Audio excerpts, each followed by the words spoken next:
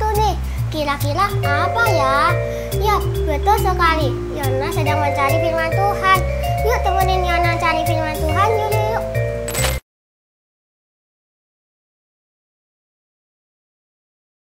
Kemarin aku lihat kacamata yang mirip punyamu di bawah si Bel loh. Kamu lihat di mana? Itu kemarin aku lihat di taman belakang. Jangan-jangan itu punyamu lagi. Loh, mana mungkin Belami ambil kacamata aku, kan dia teman kita. Ya dia mana mungkin sih beli kacamata semahal itu. Sudahlah, kamu jangan berpikiran jahat dulu. Udah, kita pulang dulu. Ayo. Ryan, Kenapa? kemarin aku menemukan kacamata. Sepertinya ini milikmu. Iya, betul, ini kacamataku. Terima kasih loh, ini kacamata kesayanganku. Oke, aku balik dulu ya. Ya, dadah. Hati-hati. Oh, apa yang aku bilang? Kamu juga nggak boleh pikiran sembarangan. Kan buktinya sama Belami juga dibalikin. Ya deh, maaf aku salah. Aku nggak akan nilai orang lagi. Yaudah, janji nggak boleh diulangi lagi ya. Iya, janji. Yaudah, yuk kita pulang. Yuk. Shalom adik-adik, sudah siap belum memuji nama Tuhan? Sebelum kita memuji nama Tuhan, mari kita berdoa. Tuhan Yesus, terima kasih buat hari ini. Sebentar lagi kami akan memuji dan menyembah Engkau. Tuhan berikan kami hati yang penuh semangat untuk bisa memuji nama-Mu. Terima kasih Tuhan Yesus, kami sudah berdoa dan mengucap syukur. Haleluya, amin. Mari adik-adik memuji nama Tuhan dan kita menyembah bersama.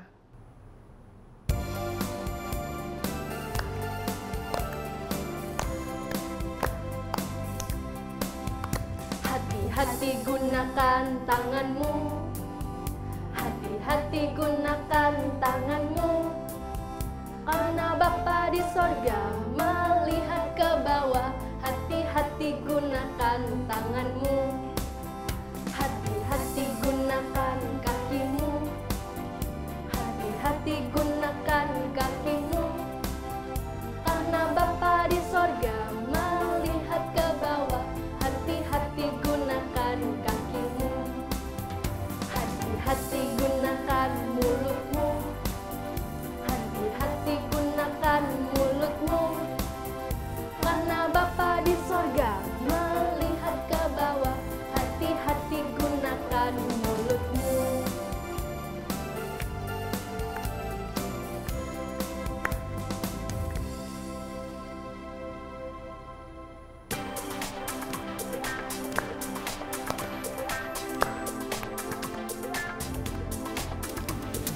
Mata Tuhan melihat apa yang kita buat yang baik, buat yang jahat. Oleh sebab itulah jangan berbuat jahat. Tuhan melihat, mata Tuhan melihat apa yang kita perbuat, buat yang baik, buat yang jahat. Oleh sebab itulah jangan berbuat jahat. Tuhan melihat, mata Tuhan melihat apa yang kita perbuat, buat yang baik, buat yang jahat. Oleh sebab itulah jangan berbuat jahat. Tuhan melihat. Mari adik-adik, sebelum kita mendengarkan firman Tuhan, mari kita siapkan hati kita untuk menyembah Tuhan.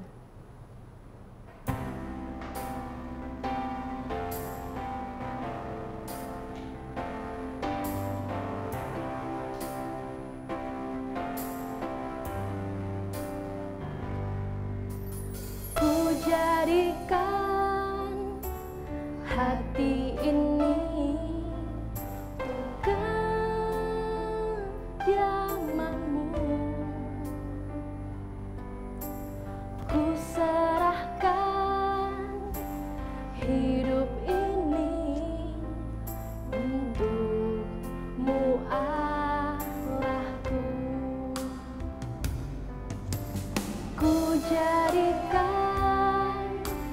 hati ini untuk kediaman-Mu. Ku serahkan hidup ini untuk-Mu, Allahku. Di hati inilah rumah rumahmu. Di hati inilah baitmu, dimanapun ku kan berada, senantiasa kau pun ada. Di hati inilah rumahmu, di hati inilah baitmu, dimanapun ku kan berada, senantiasa kau pun ada, senantiasa kau pun ada.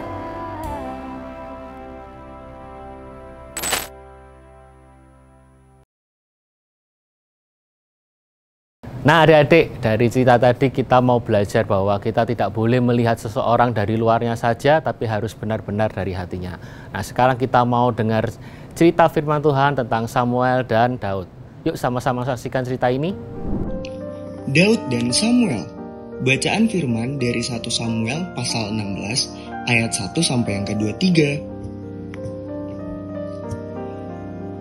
Saul, seorang yang telah diurapi menjadi raja Israel, telah tidak taat kepada perintah Tuhan.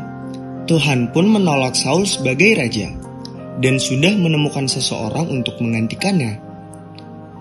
Tuhan berbicara kepada nabinya, yaitu Samuel, dan memintanya untuk pergi ke Betlehem untuk menemui seorang bernama Isai. Karena Tuhan telah memilih salah satu dari anak Isai. Tapi Samuel berkata, "Bagaimana mungkin aku pergi? Jika Saul mendengarnya, ia akan membunuh aku." Namun Tuhan berkata, "Bawalah seekor lembu muda dan katakan, 'Aku datang untuk mempersembahkan korban pada Tuhan.' Kemudian, undanglah Isai ke upacara pengorbanan itu, dan aku akan memberitahukan kepadamu apa yang harus kau perbuat. Urapilah bagiku orang yang akan kusebut kepadamu." Samuel melakukan seperti yang diminta oleh Tuhan. Ia pergi ke Betlehem, dan ketika ia tiba di sana, para tua-tua di kota itu gemetar dan berkata, "Adakah kedatanganmu ini membawa selamat?" Samuel menjawab, "Ya, benar. Aku datang untuk mempersembahkan korban pada Tuhan. Kuduskanlah dirimu dan datanglah ke upacara pengorbanan ini." Kemudian, ia menguduskan Isai dan anak-anaknya laki-laki, serta mengundang mereka ke upacara pengorbanan ini. Ketika Isai dan anak-anaknya masuk, Samuel melihat Eliab, anak pertama Isai. Lalu Samuel berpikir, "Sungguh di hadapan Tuhan, sekarang berdiri yang diurapinya."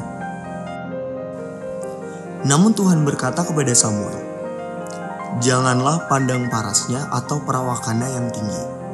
Bukan yang dilihat manusia yang dilihat Allah.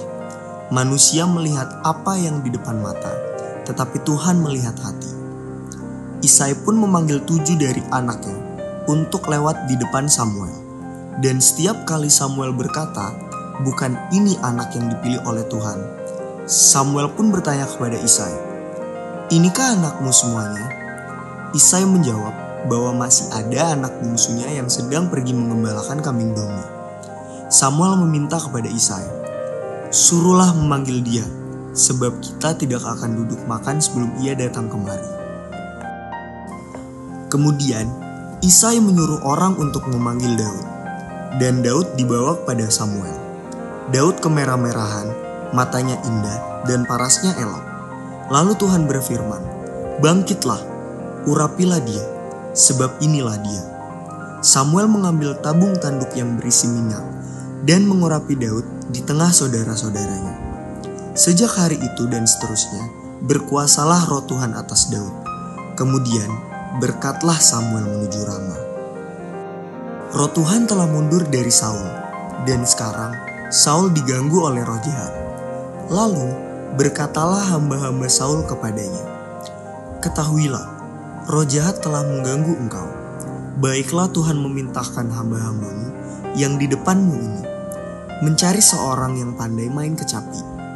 Apabila roh jahat tinggal padamu, haruslah ia main kecapi, maka engkau merasa nyaman.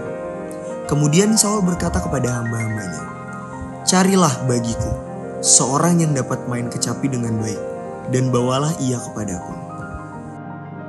Lalu jawab seorang hamba itu katanya, sesungguhnya aku telah melihat salah seorang anak laki-laki Isai, orang Bethlehem itu, yang pandai main kecapi. Ia adalah seorang pahlawan yang gagah perkasa, prajurit yang pandai berbicara, elok perawakannya, dan Tuhan menyertai dia. Lalu Saul mengirim pesan kepada Isai, suruhlah kepadaku anakmu Daud. Lalu Isai mengambil seekor keledai yang dimuati roti, sekirbat anggur, seekor anak kambing, maka dikirimnyalah itu kepada Saul dengan perantaraan Daud anaknya. Demikianlah Daud sampai kepada Saul dan menjadi pelayannya. Saul sangat mengasihi dia dan ia menjadi pembawa senjatanya. Sebab itu Saul menyuruh orang datang kepada Isai untuk mengatakan, biarkanlah Daud tetap menjadi pelayanku, sebab aku suka padanya. Dan setiap kali apabila roh jahat hinggap pada Saul, maka Daud mengambil kecapi dan memainkannya. Saul merasa lega dan nyaman, dan roh jahat itu undur daripadanya. Nah adik-adik, apa yang bisa kita pelajari dari firman hari ini? Pertama, Tuhan itu mengenal hati kita sepenuhnya. Tuhan tahu apa yang ada dalam hati kita. Yang kedua, kita bisa belajar kalau manusia mungkin bisa menilai kita dari luar, tapi Tuhan itu menilai hati kita. Kita harus selalu berbuat baik apapun yang kita lakukan. Yang ketiga, yang terpenting adalah hati kita kepada Tuhan. Kita harus punya hati yang tulus, kita harus punya hati yang baik kepada semua orang. Wah, gak sia-sia nih kita mencari-cari firman Tuhan. Gimana nih teman-teman? Seru nggak firmannya? Pasti seru dong. Yona dan teman-teman sudah diberkati oleh firman hari ini.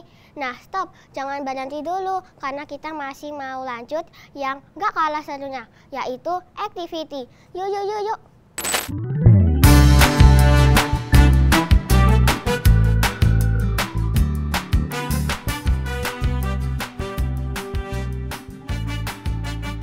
Shalom GCS Kids, gimana? Udah pada dengerin firman dan memuji Tuhan kan? Kembali lagi nih sama Miss Tere. Hari ini kita akan membuat mahkota dari kertas buffalo. Bahan-bahan yang perlu kalian tentukan adalah kertas buffalo warna apapun itu yang kalian sukain. Lalu gunting. Jangan lupa dengan bantuan orang tua ya. Setelah itu ada double tip atau kalian bisa menggunakan lem kertas ya. Nah, caranya adalah kalian menggunting segitiga seperti ini, lalu ujungnya kalian tempelkan kertas double tip atau lem. Setelah itu kalian bisa hubungkan kedua ini sehingga menjadi seperti ini. Gimana? Mudah banget kan cara membuat mahkota ini? Kalau kalian mau cobain di rumah, jangan lupa tag dan posting Instagram di GCS Kids. Oke? Bye-bye, see you next week and God bless you.